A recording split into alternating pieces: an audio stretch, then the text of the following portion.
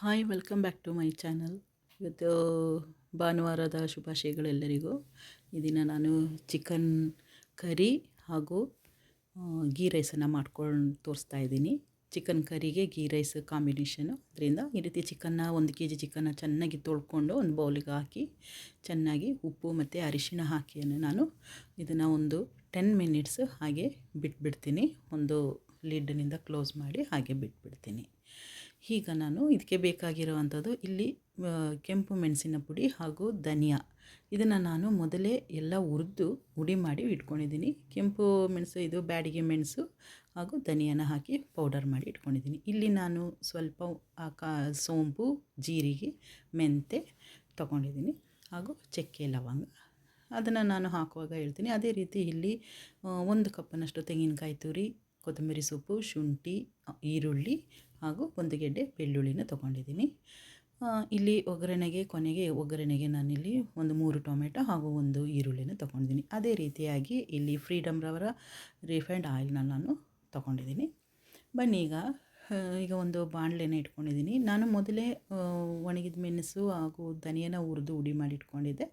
ಅದೇ ರೀತಿಯಾಗಿ ಈಗ ಸ್ವಲ್ಪ ಒಂದು ಬಾಣಲೆಗೆ ಎಣ್ಣೆನ ಹಾಕ್ಕೊಂಡು ಈಗ ನಾನು ಒಂದು ಚಿಕ್ಕ ಈರುಳ್ಳಿಯನ್ನು ನಾನು ಇವಾಗ ಇದ್ರ ಜೊತೆಗೆ ಫ್ರೈ ಮಾಡ್ಕೊಳ್ತೀನಿ.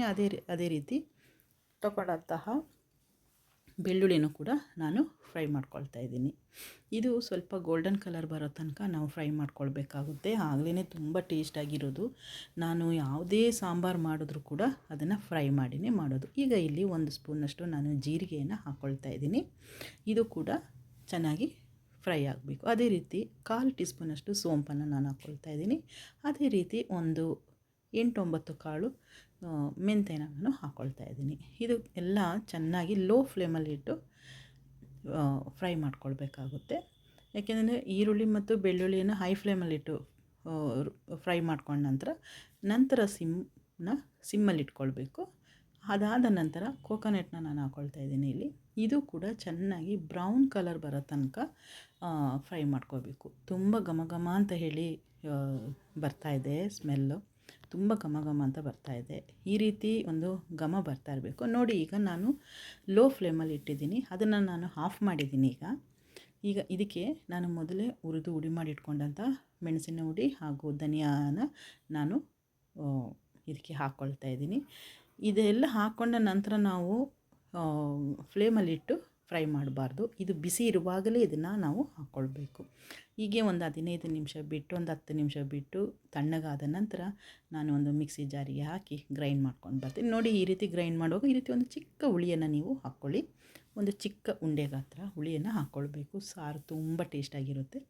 ಅದೇ ರೀತಿಯಾಗಿ ಒಂದು ಬಾಣಲಿನ ಇಲ್ಲಿ ಇಟ್ಕೊಂಡಿದ್ದೀನಿ. ಈಗ ನಾನು ಇದಕ್ಕೆ ಫ್ರೀಡಮ್ ರವರ ರಿಫೈಂಡ್ ಆಯಿಲ್ನ ನಾನು ಹಾಕ್ಕೊಳ್ತಾ ಇದ್ದೀನಿ. ಇದು ಒಂದು 4ರಿಂದ 5 ಸ್ಪೂನಷ್ಟು ಹಾಕ್ಕೊಂಡ್ರೆ ಸಾಕು. ಯಾಕೆಂತೇಳಿದ್ರೆ ಚಿಕನ್ನು ಎಣ್ಣೆ ಬಿಡ್ತದೆ. ಅದರಿಂದ ನಾನು ಎಣ್ಣೆ ಜಾಸ್ತಿನ ಹಾಕ್ಕೊಳ್ತಾ ಇಲ್ಲ. ಎಣ್ಣೆನ ಹಾಕ್ಕೊಂಡು ಈಗ ಎಣ್ಣೆ ಕಾದ ನಂತರ ನಾನೀಗ ಈರುಳ್ಳಿಯನ್ನು ಹಾಕ್ಕೊಳ್ತಾ ಇದ್ದೀನಿ.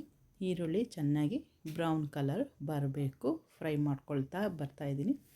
ಈಗ ಇದು ಬ್ರೌನ್ ಕಲರ್ ಬಂದ ನಂತರ ನಾನು ಇದಕ್ಕೆ ಟೊಮೆಟೊ ಹಣ್ಣನ್ನು ನಾನು ಹಾಕ್ಕೊಳ್ತೀನಿ. ಈಗ ಇದು ಬ್ರೌನ್ ಕಲರ್ ಬಂದರೆ ತುಂಬಾ ಟೇಸ್ಟು. ಹಾಗೇ ಟ್ರಾನ್ಸ್ಪರೆಂಟ್ ಆಗಿದ್ದರೆ ಅದು ನಮಗೆ ಬಾಯಿಗೆ ಹಾಗೆ ಸಿಗ್ತಾ ಇರ್ತದೆ, ಚೆನ್ನಾಗಿರೋದಿಲ್ಲ. ಈಗ ನೋಡಿ, ನಾನು ಈಗ ಹಣ್ಣಾಗಿರಿ ಕಟ್ ಮಾಡ್ಕೊಂಡಿರೋಂಥ ಹಣ್ಣಾಗಿರೋ ಟೊಮೆಟೊ ನಾವು ಇಲ್ಲಿ ಹುಳಿ ಹಾಕಿರೋದ್ರಿಂದ ಒಂದು 3 ಟೊಮೆಟೊ ಇದಕ್ಕೆ ಸಾಕಾಗ್ತದೆ. ಆದ್ದರಿಂದ 3 ಟೊಮೆಟೊ ಹಣ್ಣನ್ನು ನಾನು ಹಾಕ್ಕೊಳ್ತಾ ಇದ್ದೀನಿ. ಅದೇ ರೀತಿ ಈಗ ಗ್ರೈಂಡ್ ಮಾಡ್ಕೊಂಡು ಬಂದಂಥ ಮಸಾಲೆನ ನಾನು ಈಗ ಇದಕ್ಕೆ ಹಾಕ್ಕೊಂಡು ಸ್ವಲ್ಪ ಅದೇ ರೀತಿ ಫ್ರೈ ಮಾಡ್ಕೊಳ್ತೀನಿ. ಯಾಕೆಂತೇಳಿದ್ರೆ ಇದು ಮೊದಲೇ ಎಲ್ಲ ಎಣ್ಣೆಲಿ ನಾನು ಮಸಾಲೆನ ಫ್ರೈ ಮಾಡ್ಕೊಳ್ಳೋದ್ರಿಂದ ಅದರಲ್ಲಿ ಯಾವುದೇ ರೀತಿಯ ಒಂದು ಹಸಿ ವಾಸನೆ ಇರೋದಿಲ್ಲ. ಅದರಿಂದ ಇದನ್ನು ಜಾಸ್ತಿ ಫ್ರೈ ಮಾಡ್ಕೊಳ್ಳೋಕ್ಕೆ ಹೋಗೋದಿಲ್ಲ. ಈಗ ಮಸಾಲೆ ಗ್ರೈಂಡ್ ಆದ ನಂತರ ಒಂದು ನಿಮಿಷ ಅಷ್ಟರಲ್ಲಿ ನಾನು ಫ್ರೈ ಮಾಡಿಕೊಂಡು ಈಗ ನಾನು ತೊಳೆದು ಇಟ್ಕೊಂಡು ಅರಿಶಿಣ ಹಾಗೂ ಉಪ್ಪನ್ನು ಹಾಕಿ ಇಟ್ಕೊಂಡಂಥ ಚಿಕನ್ನ ನಾನು ಇದಕ್ಕೆ ಹಾಕ್ಕೊಳ್ತೀನಿ. ಅದರಲ್ಲಿ ಕೆಳಗೆ ನೀರು ಬಿಟ್ಟಿರ್ತದೆ, ಆ ನೀರನ್ನು ಹಾಕ್ಕೊಳ್ಬಾರ್ದು. ಬರೀ ಈ ಮೇಲೆ ಮಾತ್ರ ತೆಗೆದು ನಾವು ಹಾಕ್ಕೊಳ್ಬೇಕಾಗುತ್ತೆ. ಇದನ್ನು ಚೆನ್ನಾಗಿ ಮಸಾಲೆ ಹಿಡಿಯೋ ತನಕ ನಾವು ಅದರಲ್ಲೇ ಸ್ವಲ್ಪ ಬಾಯ್ಲ್ ಆಗಲಿಕ್ಕೆ ಬಿಡಬೇಕು. ಏಕೆಂತ ಹೇಳಿದ್ರೆ ಇದು ಮಸಾಲೆ ಎಲ್ಲ ಚೆನ್ನಾಗಿ ಹಿಡ್ಕೊಳ್ತದೆ. ಅದಕ್ಕೋಸ್ಕರ ಇದನ್ನು ಹಾಗೆಯೇ ತಿರುಗಿಸ್ತಾ ಒಂದು 5 ನಿಮಿಷ ನಾವು ಹಾಗೆ ಒಂದು ಮುಚ್ಚಳನ ಮುಚ್ಚಿ ನಾವು ಇಟ್ಟುಬಿಡಬೇಕಾಗುತ್ತೆ. ಅದು ಅದೇ ಮಸಾಲೆಯಲ್ಲಿ ಒಂದು 5 ನಿಮಿಷ ಬೆಂದರೆ ಸಾಕು. ನಂತರ ಅದಕ್ಕೆ ನಾವು ಎಷ್ಟು ನೀರು ಬೇಕು ಅದನ್ನು ನೋಡಿಕೊಂಡು ನಾವು ನೀರನ್ನು ನಾವು ಹಾಕ್ಕೊಳ್ಬೋದು, ನಮಗೆ ಎಷ್ಟು ಗ್ರೇವಿ ಬೇಕು ಹಾಗೆ. ಇದು ಒಂದು ನಾಟಿ ಸ್ಟೈಲ್ ಮಾಡುವಂಥ ಒಂದು ಚಿಕನ್ ರೆಸಿಪಿಯಾಗಿದೆ. ತುಂಬಾ ಟೇಸ್ಟಿ ಇದು.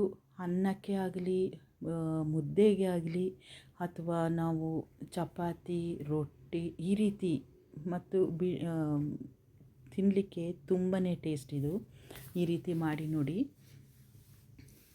ಇವಾಗ ನಾನು ಇದಕ್ಕೆ ಎಷ್ಟು ಬೇಕೋ ಅಷ್ಟು ನೀರನ್ನು ನಾನು ಹಾಕ್ಕೊಂಡಿದ್ದೀನಿ. ಇದನ್ನು ನಾನು ಇವಾಗ ಸ್ವಲ್ಪ ಕುದಿಲಿಕ್ಕೆ ಬಿಡ್ತೀನಿ. ಈಗ ಈ ನೀರು ಹಾಕಿದ ಮೇಲೆ ಒಂದು 15 ನಿಮಿಷ ಇದು ಕುದಿಬೇಕಾಗುತ್ತೆ, ಬಾಯ್ಲ್ ಆಗಬೇಕಾದ್ರೆ. ನೋಡಿ ಈಗ ಆಗಿದೆ, ಇದು ಚೆನ್ನಾಗಾಗಿದೆ, ಇವಾಗ ಕುದ್ದಿದೆ. ನಿಮಗೆ ತುಂಬ ಗ್ರೇವಿ ಬೇಕಂತ ಹೇಳಿದ್ರೆ ನೀವು ಇನ್ನೂ ಸ್ವಲ್ಪ ಅದಕ್ಕೆ ನೀರನ್ನು ಹಾಕ್ಕೊಂಡು ಕುದಿಸ್ಕೊಳ್ಬೋದು. ಈಗ ನಾನು ಇದಕ್ಕೆ ಕೊತ್ತಂಬರಿ ಸೊಪ್ಪನ್ನು ನಾನು ಹಾಕ್ತಾಯಿದ್ದೀನಿ. ನೋಡಿ ಇವಾಗ ಇದು ಆಗಿದೆ. ಈಗ ಇದು ಆಗಿದ ಹಾಗೆ ನಾನು ಇದರಲ್ಲಿ ಲಾಸ್ಟಿಗೆ ನಾನು 1 ಸ್ಪೂನಷ್ಟು ತುಪ್ಪನ ನಾನು ಇದರ ಮೇಲೆ ನಾನು ಹಾಕ್ಕೊಳ್ತಿದ್ದೀನಿ. ಇದು ಒಳ್ಳೆ ಫ್ಲೇವರ್ ಕೊಡ್ತದೆ ಹಾಗೂ ತುಂಬಾ ಟೇಸ್ಟಿಯಾಗಿ ನಮಗೆ ಆಗ್ತದೆ. ಊಟ ಮಾಡಲಿಕ್ಕೆಲ್ಲ ತುಂಬಾ ಚೆಂದ. ಈಗ ಇದು ಆಗಿದೆ. ನಾನೀಗ ಇದ್ರ ಜೊತೆಗೆ ಕಾಂಬಿನೇಷನ್ ಗೀ ರೈಸ್ನ ನಾನು ಮಾಡಿ ತೋರಿಸ್ತಾ ಇದ್ದೀನಿ. ಬನ್ನಿ ಫ್ರೆಂಡ್ಸ್, ಈಗ ಗೀ ರೈಸ್ ಮಾಡೋದನ್ನು ನಾವು ನೋಡ್ಕೊಂಡು ಬರೋಣ. ಎಲ್ಲರಿಗೂ ಸಾಮಾನ್ಯ ಗೀ ರೈಸ್ ಗೊತ್ತೇ ಇರುತ್ತೆ. ಈಗ ನಾನಿಲ್ಲಿ ಒಂದು 2 ಗ್ಲಾಸಷ್ಟು, ನೋಡಿ ಇಲ್ಲಿ 2 ಗ್ಲಾಸಷ್ಟು ಅಕ್ಕಿಯನ್ನು ನಾನು ತೊಗೊಂಡಿದ್ದೀನಿ.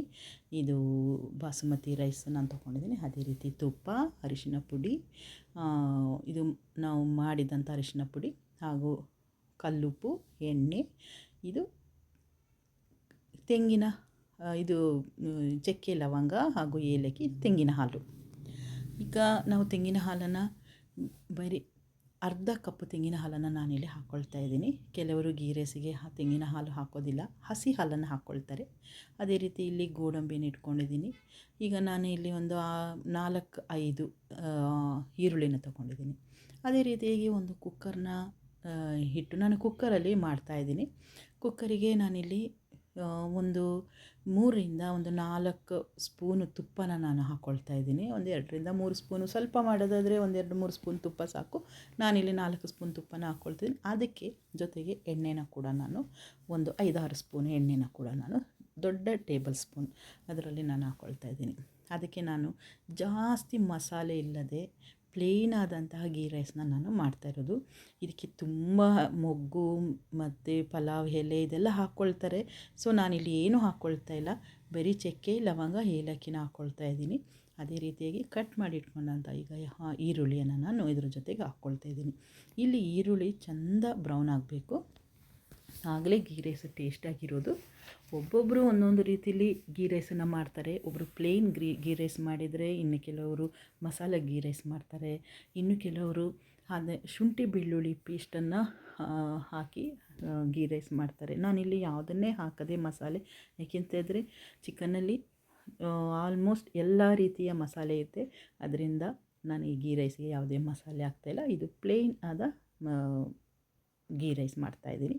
ಈಗ ನಾನು ತೆಗೆದಿಟ್ಕೊಂಡಂಥ ತೆಂಗಿನ ಹಾಲನ್ನು ನಾನು ಈಗ ಹಾಕ್ಕೊಳ್ತಾ ಇದ್ದೀನಿ. ಇದು ಗಟ್ಟಿಯಾದ ತೆಂಗಿನ ಹಾಲು. ಈಗ ಇದಕ್ಕೆ ನಾನು ಅಕ್ಕಿನ 2 ಗ್ಲಾಸ್ ತೊಗೊಂಡಿದ್ದೆ. ಈಗ ನಾನೀಗ ಇದಕ್ಕೆ 4 ಗ್ಲಾಸ್ ನೀರನ್ನು ನಾನು ಹಾಕ್ಕೊಳ್ತಾ ಇದ್ದೀನಿ. ಅಕ್ಕಿ 2 ಗ್ಲಾಸ್ ತೊಗೊಂಡ್ರೆ ಅದಕ್ಕೆ 4 ಗ್ಲಾಸ್ ನೀರನ್ನು 1ಕ್ಕಿಂತ 2ರಷ್ಟು ಜಾಸ್ತಿ ಹಾಕ್ಕೊಳ್ಬೇಕು. ಇದಕ್ಕೆ ನಾನು ಸ್ವಲ್ಪ ರುಚಿಗೆ ತಕ್ಕಷ್ಟು ಉಪ್ಪನ್ನು ನಾನು ಹಾಕ್ಕೊಳ್ತಾ ಇದ್ದೀನಿ. ಅರಿಶಿನ ಪುಡಿಯನ್ನು ಹಾಕ್ಕೊಳ್ತಾ ಇದ್ದೀನಿ. ಈಗ ಸ್ವಲ್ಪ ಇದು ಕುದಿಲಿಕ್ಕೆ ಅಂತ ಹೇಳಿದ್ರೆ ಸ್ವಲ್ಪ ಬಾಯ್ಲ್, ಏಕೆಂದರೆ ಮೊದಲೇ ನೀರನ್ನು ಇಟ್ಟು ಬಿಸಿ ಮಾಡಿ ಹಾಕ್ತಾರೆ ಇದಕ್ಕೆ. ನಾನು ಹಾಗೆ ಮಾಡಲಿಲ್ಲ, ನಾನು ಮಾಮೂಲಿ ತಣ್ಣೀರನ್ನೇ ಹಾಕ್ತಾಯಿದ್ದೀನಿ. ಅದು ಸ್ವಲ್ಪ ಬಿಸಿಯಾದ ನಂತರ ನಾನೀಗ ಇದಕ್ಕೆ ಅಕ್ಕಿನ ಹಾಕ್ಕೊಂಡು ಸ್ವಲ್ಪ ಇದು ಕುದಿಲಿಕ್ಕೆ ಬಿಡ್ತೀನಿ. ನಂತರ ನಾನು ಇದಕ್ಕೆ ನೋಡಿ, ಈಗ ಇದು ಕುದೀತಾ ಇದೆ, ಸ್ವಲ್ಪ ಬಿಸಿ ಆಗ್ತಾ ಇದೆ. ಈಗ ನಾನು ಇದಕ್ಕೆ ಒಂದು ಲಿಡ್ನಿಂದ ಉಪ್ಪನ್ನು ಹಾಕಿದ್ದೆ. ಈಗ ನಾನು ಇದನ್ನು ಇದು ಸ್ವಲ್ಪ ನಾನು ಈಗ ಆವಿ ಹೋಗೋ ತನಕ ಸ್ವಲ್ಪ ನಾನು ಇದನ್ನು ಬಿಡೋದಿಲ್ಲ, ವಿಷಲನ್ನು ನಾನು ಹಾಕೋದಿಲ್ಲ. ಹಾಗೆ ಆದ ಕೂಡಲೇ ನಾನು ವಿಷಲನ್ನ ಹಾಕ್ತೀನಿ. ನೋಡಿ ಈಗ ಇದು ಆಗಿದೆ.